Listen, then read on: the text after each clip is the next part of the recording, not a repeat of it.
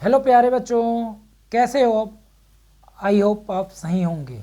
तो बच्चों, आज हम इस वीडियो में कक्षा 9वीं की प्रश्न बैंक अध्याय 1 से संख्या पद्धति के प्रश्न क्रमांक 48 को हल करेंगे। तो चलिए बच्चों, हल करते हैं। तो बच्चों, प्रश्न क्रमांक 48 है कि स्पष्ट कीजिए कि परिमेय संख्या अपरिमेय संख्या से कैसे भिन्न है, मतलब कैसे भिन्न होती है। तो चलिए हम शुरू करते हैं बच्चों। तो ये हमने क्या लिख लिए, सॉल्व। अब बच्चों, हम जानते हैं परिमेय संख्या क्या होती है बच्चों, जिसे हम क्या करते हैं, P/Q के रूप में लिखते हैं। यानी परिमेय संख्या बराबर क्या होता है, जिसे हम P/Q के रूप में लिखते हैं। और बच्चों, अपरिमेय संख्या क्या होती है, जिसे हम P/Q के रूप में व्यक्त नहीं कर सकते, मतलब जिसे अंश व हर के रूप में नहीं लिख सकते, मतलब हम P/Q के रूप में नहीं लिख सकते। आप देखिएगा, हम परिमेय संख्या को अंश बटे हर के रूप में लिखते हैं, जिसमें अंश भी आता है और हर भी आता है, लेकिन अपरिमेय संख्या में अंश नहीं आता, अंश बटे हर के रूप में हम नहीं लिख सकते। मतलब तो हम क्या लिखेंगे कि परिमेय संख्याओं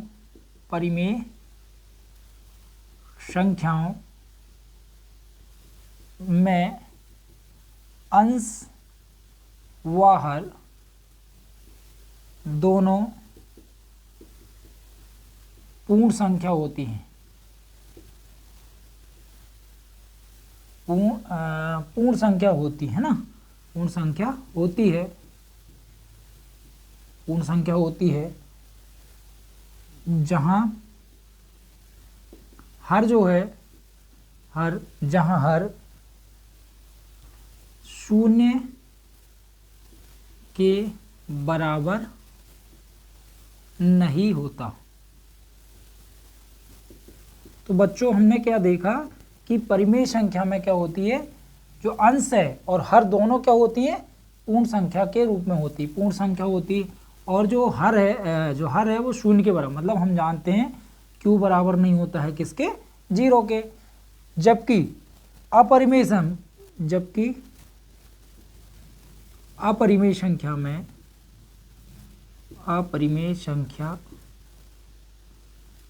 संख्या एक अंश के रूप में नहीं लिखी जा सकती है।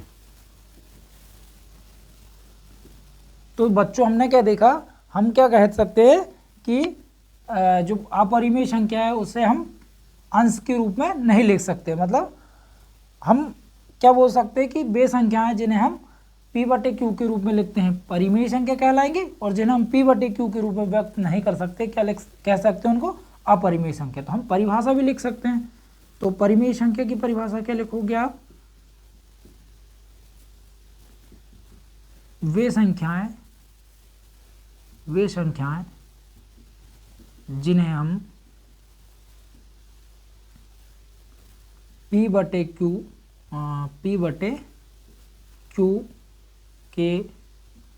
रूप में लिख सकते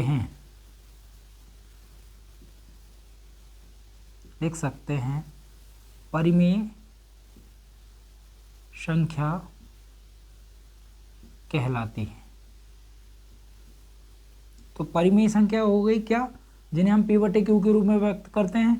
तो जहां P व Q पूर्णांक, पूर्ण संख्या, पूर्णांक बोल सकते हैं ना, जहाँ पूर्णांक है ना,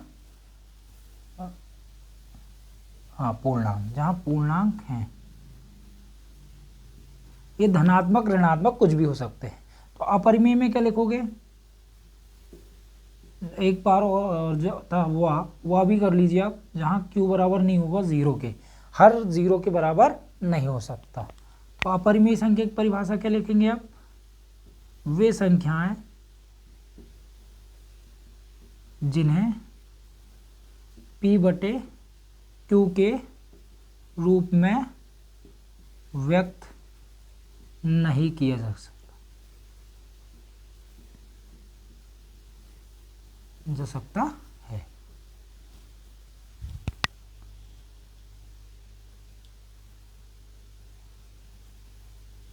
तो बच्चों, जिन्हें हम p बटे क्यू के रूप में व्यक्त करें परिमेय संख्या, और जिन्हें हम p बटे क्यू के रूप में व्यक्त नहीं कर सकते वो क्या कहलाएगी, अपरिमेय संख्या।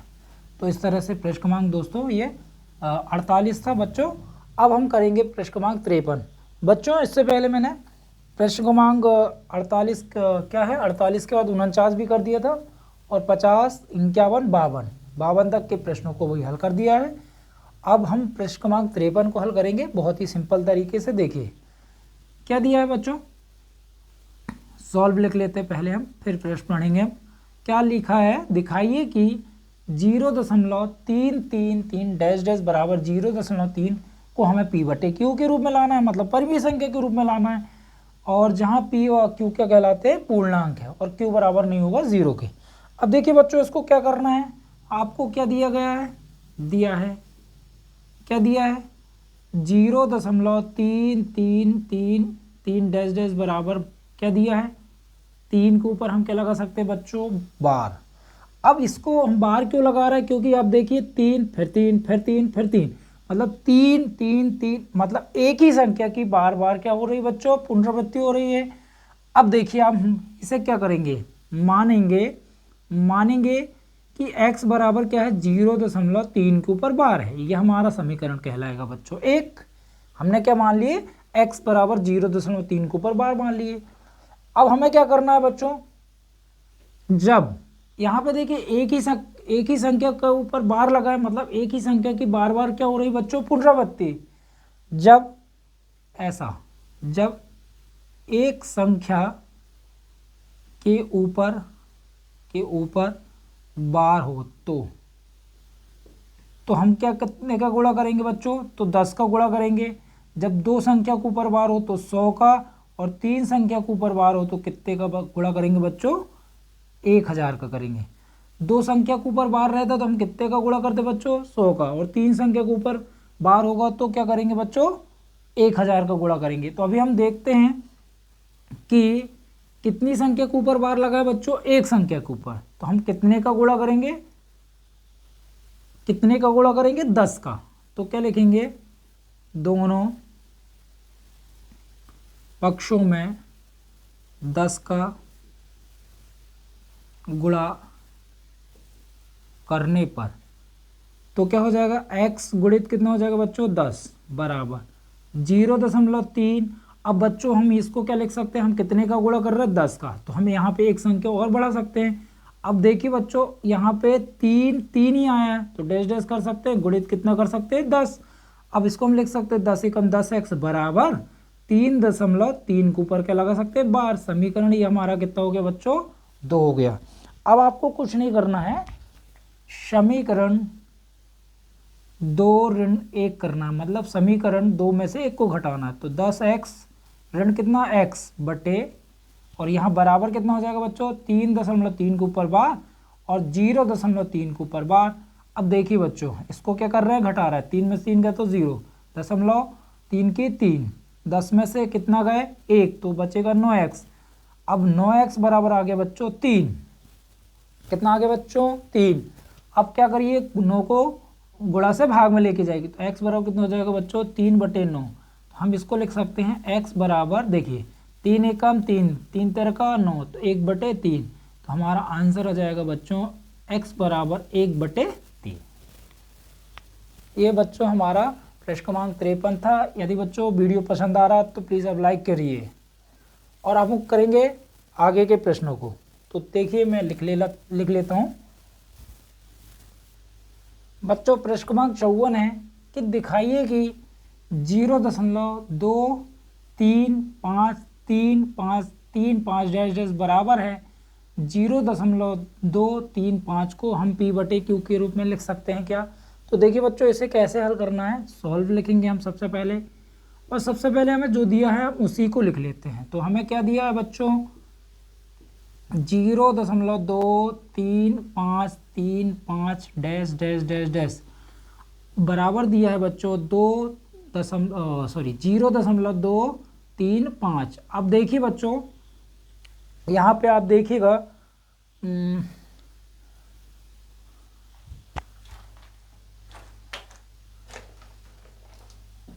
देखिए बच्चों यहाँ देखिए 0.235 फिर 3 5, मतलब 2 एक ही बार आया है, लेकिन 3 5 फिर 3 5 फिर 3 5, मतलब 3 5 की बार बार क्या हो रही बच्चों, पुनरावृत्ति। हम 3 5 के ऊपर क्या लगा सकते हैं बच्चों, बार लगा सकते हैं, क्योंकि 3 के बाद 5 फिर 3 के बाद 5, मतलब 3 5 3 5 3 5 आते जाएगा। उसी संख्या की बार बार क्या हो रही बच्चों, पुनरावृत्ति हो रही। तो हम क्या करेंगे, माना x बराबर क्या, 0.235, इन दोनों संख्या के ऊपर क्या लगा देंगे, बार, और इसको हम दे देंगे समीकरण 1। अब बच्चों यहाँ पे मैंने बताया था अभी कि यदि दो संख्या के ऊपर बार रहेगा, अब देखिए यहाँ पे क्यों 1000 का गुणा नहीं करेंगे, क्योंकि हमारा सिर्फ 2 एक बार आया है, तो हम सिर्फ इसमें 100 का गुणा करेंगे। क्यों करेंगे, क्योंकि दो संख्या के ऊपर हमारा बार लगा है। तो हम क्या करेंगे, दोनों पक्षों में 100 का गुणा करने पर, तो बच्चों हमने क्या करे, दोनों पक्षों में 100 का गुणा करे।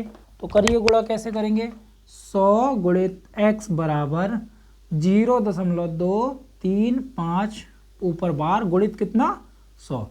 अब बच्चों यहाँ पे सबसे ज़्यादा कन्फ्यूजन गुणा करने में होता है, तो देखिए मैं बता रहा हूँ आपको। हाँ, 0.23 के ऊपर 3 5 के ऊपर क्या लगा, बार। अब हम कितने का गुणा कर रहे हैं बच्चों, 100 का। तो हम क्या करेंगे, यहाँ पे दो संख्या और बढ़ा देंगे, तो यहाँ पे 3 और ये हो जाएगा 5, और अब हम कितने का गुणा कर देंगे, 100 का।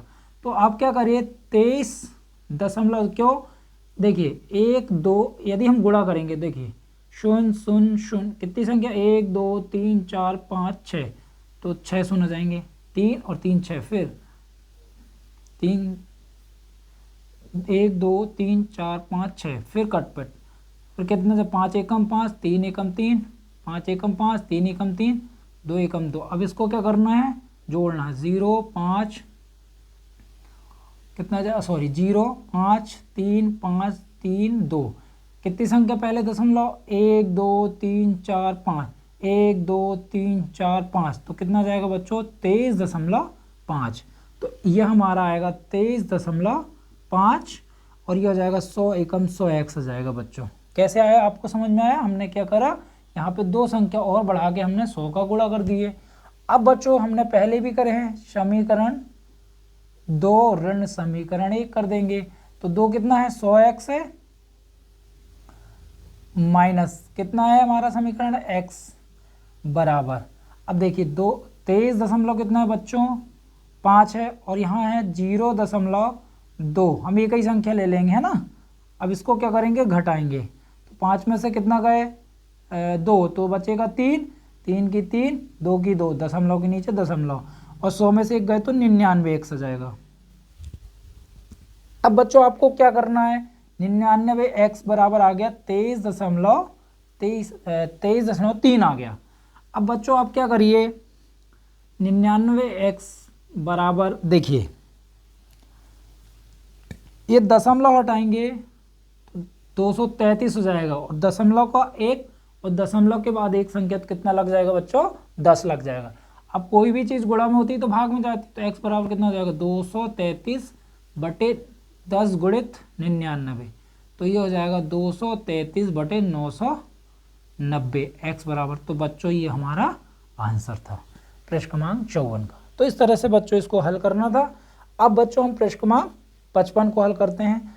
तो बच्चों उसमें लिखा है, मैं इसी में कर दे रहा हूँ आपको, दिखाइए कि उसमें लिखा है प्रश्न क्रमांक 0, यहाँ लिखा उसने 0 क्या लिखा, 6 लिखा है ना, को हम p/q के रूप में व्यक्त करना है। तो बच्चों आपको क्या करना है, दिया है, या फिर डायरेक्ट आप इसमें क्या करो, मानो x बराबर कितना दिया बच्चों, 0.6 के ऊपर बार लगा दो, मैं इसको रफ कर दे रहा हूँ,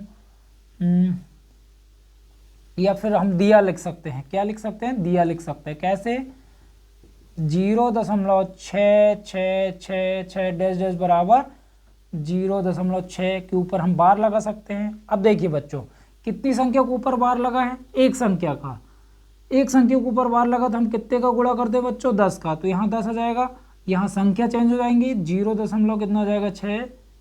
अब बच्चों यहाँ पे कितना हो जाएगा, मैं इसको रफ ही कर दे रहा हूँ, ये हो जाएगा है ना।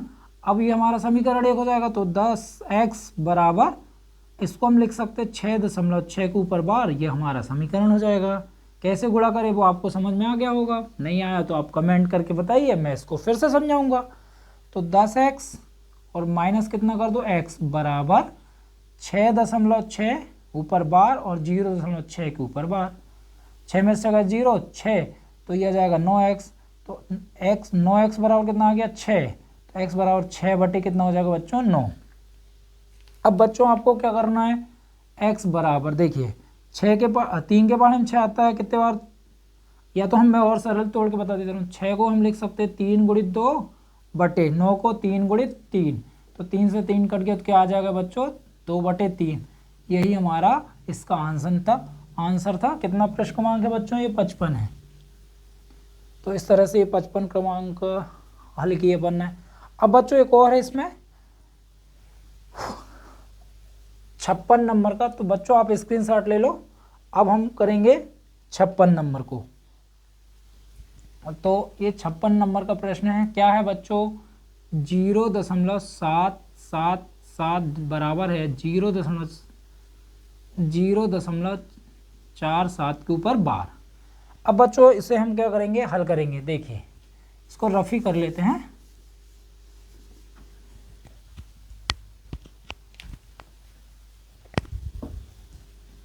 देखिए बच्चों कैसे करेंगे, सबसे पहले क्या लिखेंगे, दिया है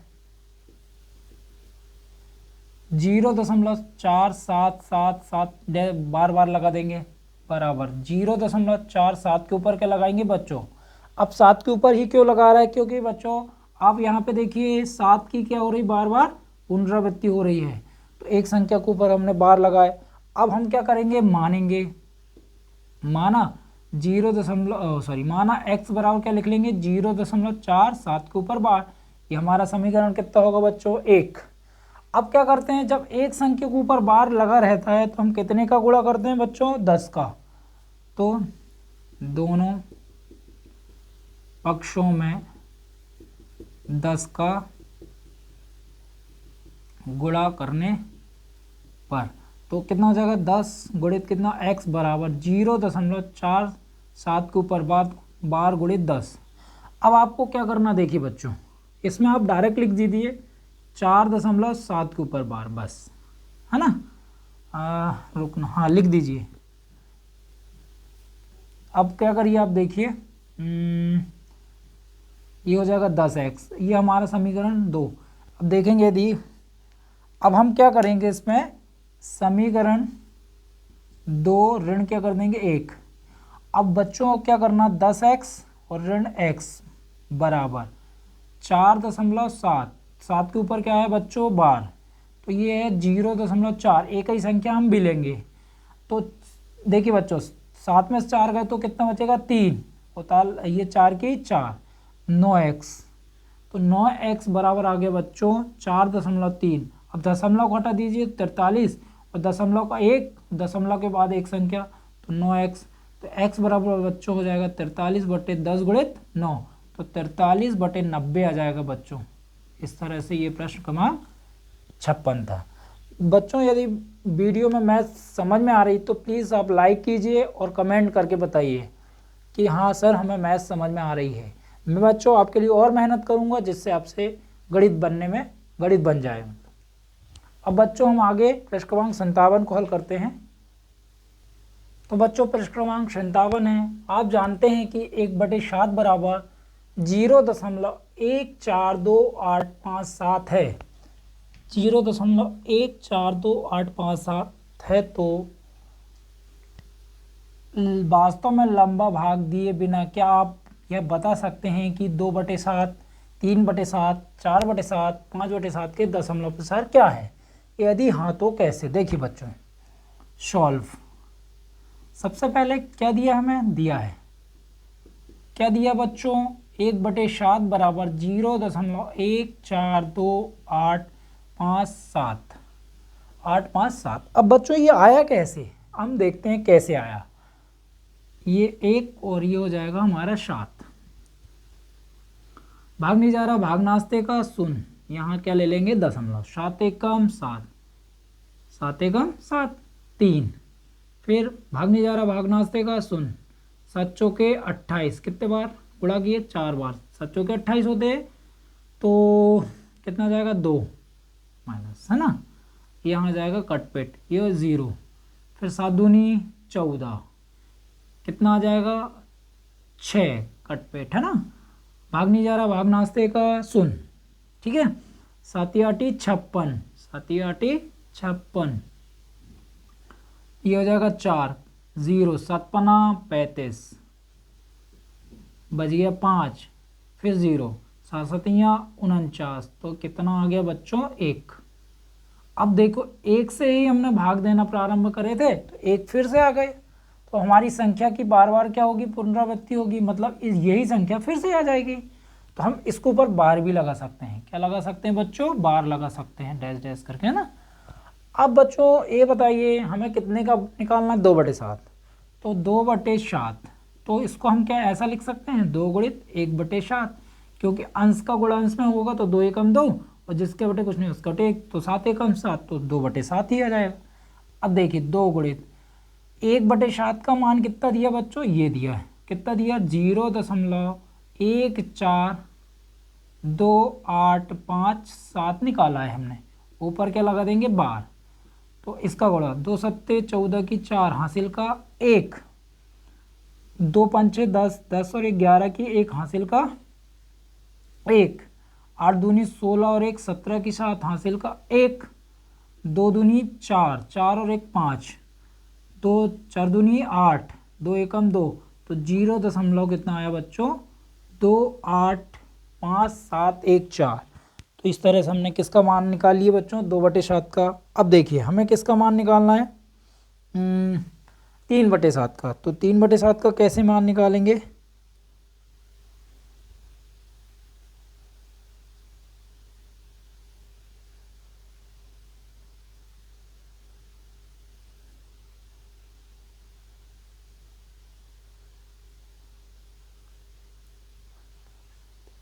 अब 3/7 का इसी तरह निकालेंगे, 3/7 बराबर 3 गुणित 1/7 बराबर 3 गुणित 0.14285 ऊपर क्या लगेगा बच्चों बार।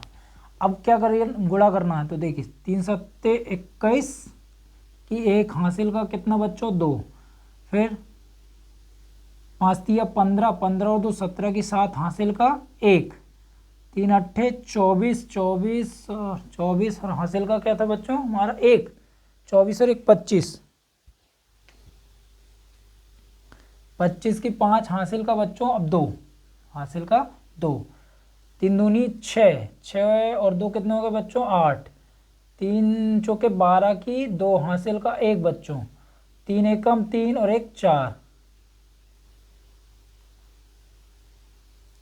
और 3 शून्य शून्य, तो ये आ जाएगा इसके ऊपर क्या आ जाएगा बच्चों 12 आ जाएगा, क्या आ जाएगा 12, तो मैं यहाँ लिख दे रहा हूँ 0.4285 इसके ऊपर क्या लग जाएगा बच्चों 12 लग जाएगा।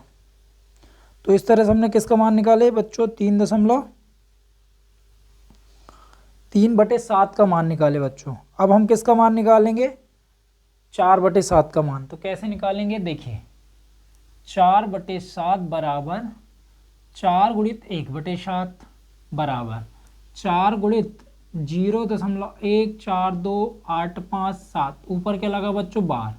अब गुणा कर दीजिए आप, तो गुणा करने पे बच्चों आएगा 0.571428 ये आएगा बच्चों 4/7 का मान। अब बच्चों क्या करिए 5/7 का भी मान निकालिए, 5/7 बराबर 5 गुणित क्या हो जाएगा बच्चों 1/7 बराबर 1/7 का मान क्या है 5 गुणित कितना हो जाएगा बच्चों 0.14285 अब गुणा करिए बच्चों, तो क्या आएगा इसका गुणा करने पे आएगा 0.71428 ऊपर क्या लगा दीजिए बच्चों बार। तो इस तरह से हमने किसके किसके मान निकाले, अब लिख लेते हैं। देखो इस तरह से हमने किसके मान निकाले, 1/7 बराबर कितना मान दिया है, ये दिया ही दिया है। 2/7 का मान हमने कितना निकाले, 0.285714। 3/7 का मान ये और 4/7 का मान ये, 5/7 हमने बिना भाग दिए इनका मान निकाली। तो बच्चों अब हम नेक्स्ट वीडियो में आगे के जितने भी प्रश्न बचे हैं उनको हल करेंगे। दोस्तों आपको ये सवाल समझ में आया और वीडियो में मैथ समझ में आ रही तो बच्चों लाइक करिए और अपने दोस्तों को शेयर कीजिए, जिससे हमें प्यार मिले और हम आगे बढ़ते रहें। थैंक यू दोस्तों, मिलते हैं नेक्स्ट वीडियो में।